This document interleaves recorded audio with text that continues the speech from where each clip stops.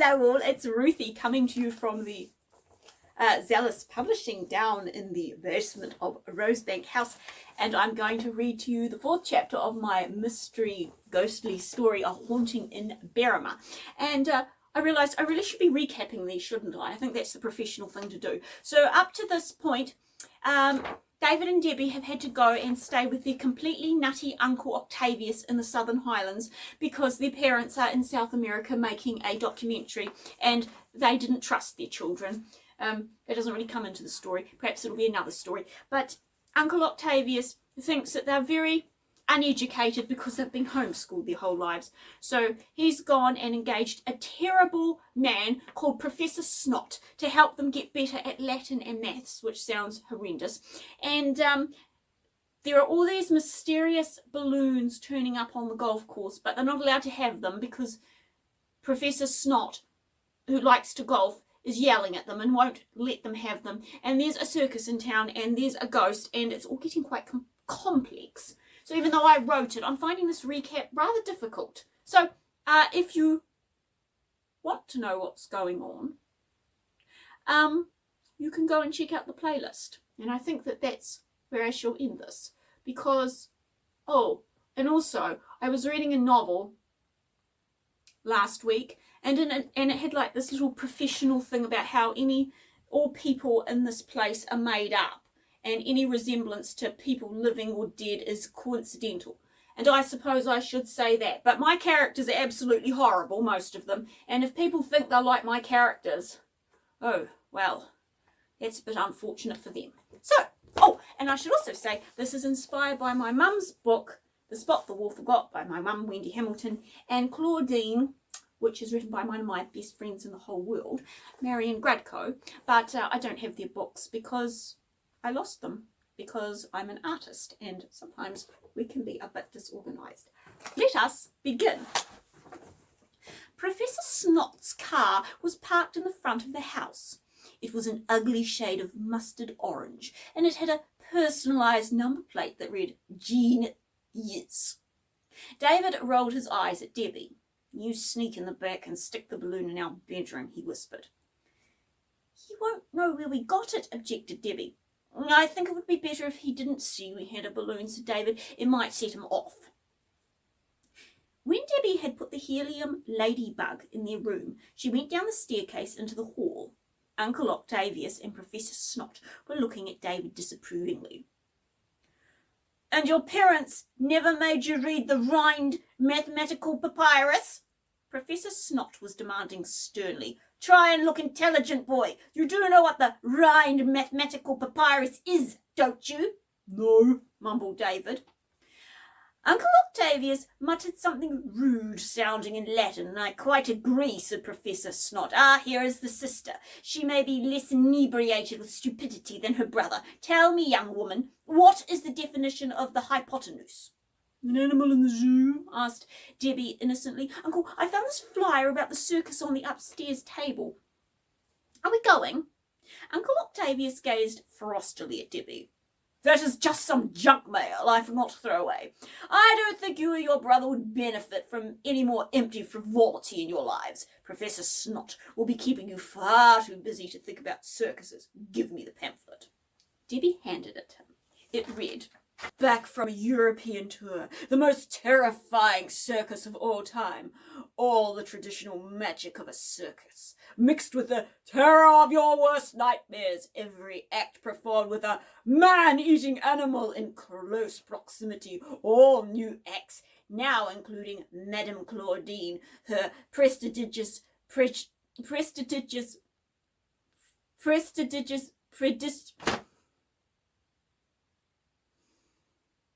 This is me breaking into my own story to say that people who can't pronounce enormous long words should not use them. But I didn't know I couldn't say that when I wrote it. So her extraordinary magic act, I know that's a bit weak, but I made it up in the moment.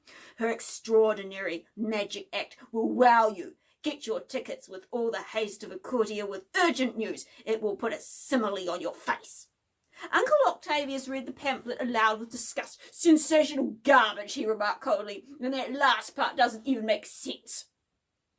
Professor Snot had been listening to the pamphlet with an expression of distaste equal to Uncle Octavius's, right up to the point where Uncle Octavius started reading from about Madame Claudine.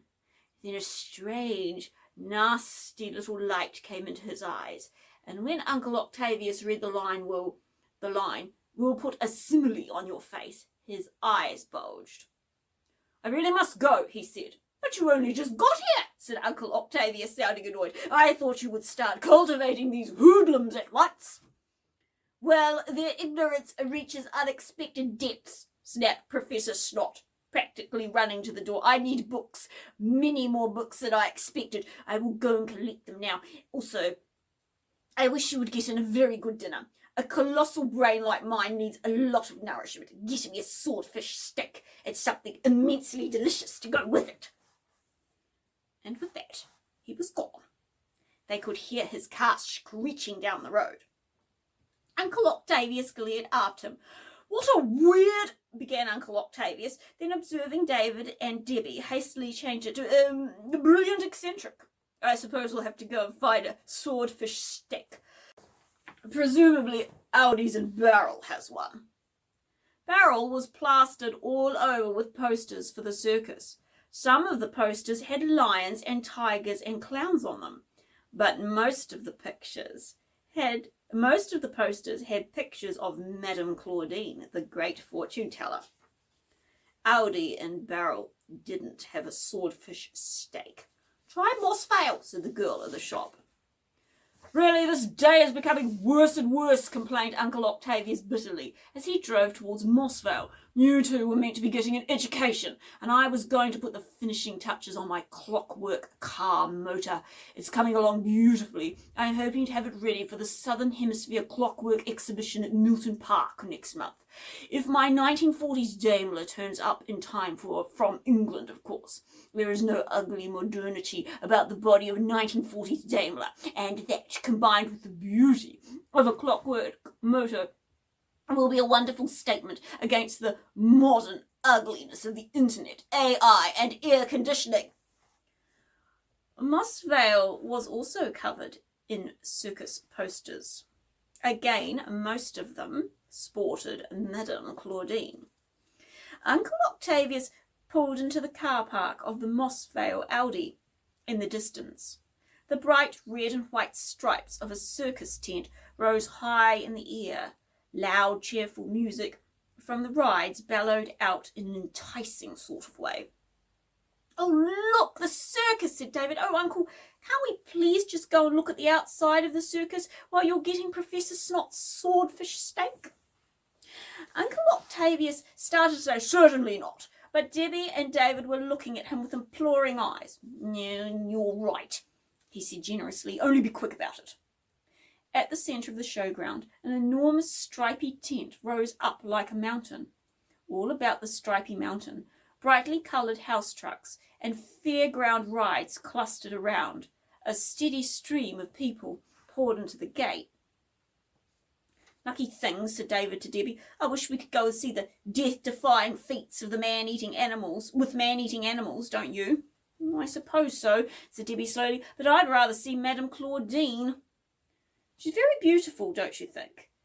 Debbie pointed at one of the exciting posters hung on the wire fence that circled the circus. A blonde, very blonde, woman dressed in a swirling red cape with enormous black dots hovered above what was apparently meant to be a crystal ball. Actually, it looked more like an empty, upside-down goldfish bowl. She's only a fake. David was staring at the poster with a huge tiger with its mouth open very wide and a caption that read, Will this be our brave performer's final act?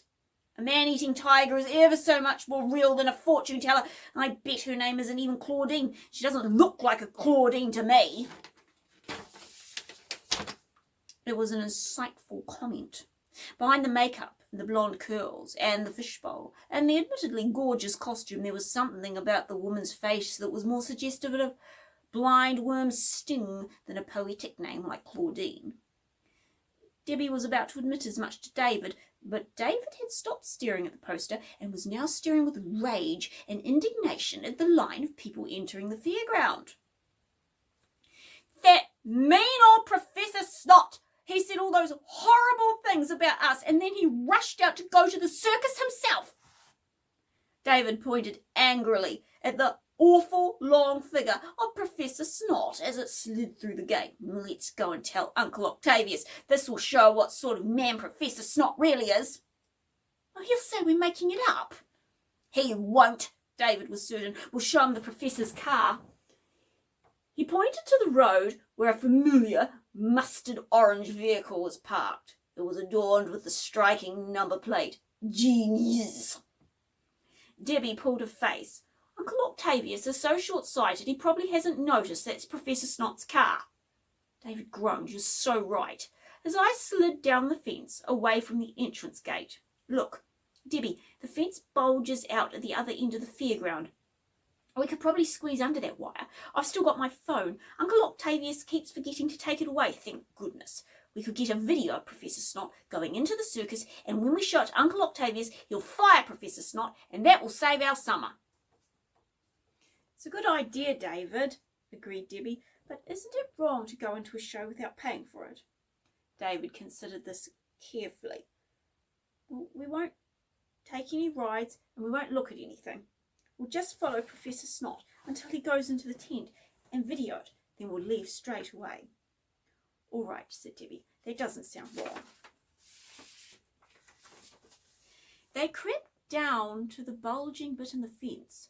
It was quite difficult to get through, but they managed it. Now we have to find Professor Snot, whispered Debbie. He's probably at the food store getting some nourishment for his colossal brain, scowled David. Let's find the candy floss stand. By luck, David was right. That was where they found Professor Snot, but he wasn't buying candy floss. He was hurrying past with great galloping steps. Debbie and David had to run to keep up with him. David fished in his pocket and pulled out his phone to film Professor Snot going into the circus tent. But Professor Snot did not go into the circus tent. He kept hurrying past it until he came to a small house truck, painted all red with black spots, and the bright yellow words that read, Madame Claudine. Professor Snot glared at the house truck for a moment, as if he had found the paint job personally offensive. Then he sprang up the little black steps and through the door with the stained glass window open. Oh, Cauldron! Screeched a woman's voice from inside. Shut up, snapped Professor Snot. He slammed the door behind him. Debbie and David raced forward. The house truck was set on high wheels and there was plenty of room to crawl under the house truck. The conversation boomed down through the wooden floorboards. You little fool, snapped Professor Snot's voice. You wrote that circus pamphlet, didn't you? I told you to keep a low profile. The balloons were working. Why did you have to change the plan?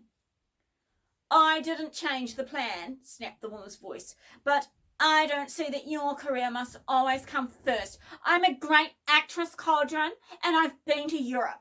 I've seen things. I've become cultivated. You're a fool, Professor Snot was shouting now.